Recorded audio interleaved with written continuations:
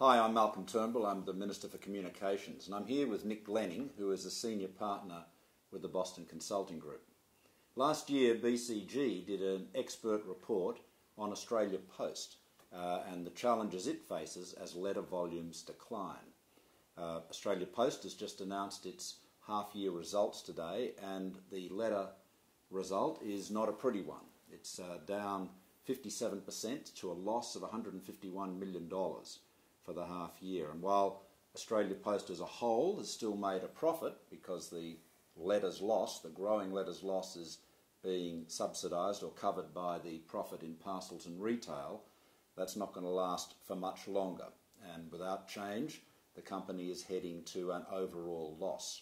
Now, Nick, you forecast a lot of this in your report last year. Tell us what you discovered about Australia Post's situation. What exactly is the problem?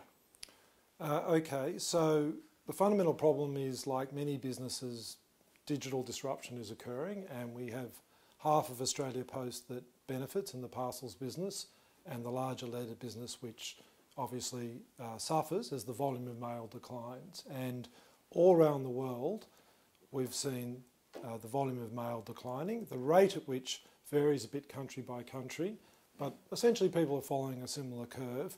Australia has lagged a little bit in that decline, but in our report we forecast that the rate of decline would increase to about 8 to 11%, which is similar to what we're seeing around the world at this point in the cycle. And the problem is that it's very hard for letters businesses to reduce their costs as fast as that volume. So that they're a very high fixed cost business. Correct. So you can imagine that majority of people in the business are the postmen. They do rounds. Regardless of how many pieces of mail they have in the bag, they have to pass the same number of addresses. In fact, each year the number of households is growing, over 100,000 a year in Australia, so that adds extra work, and as a result that part of the cost structure is very hard to significantly reduce. Similarly, some of the processing and other activities, you drive around with a less full truck or less full processing equipment, and as a result, when revenue declines, a lot of that hits the bottom line.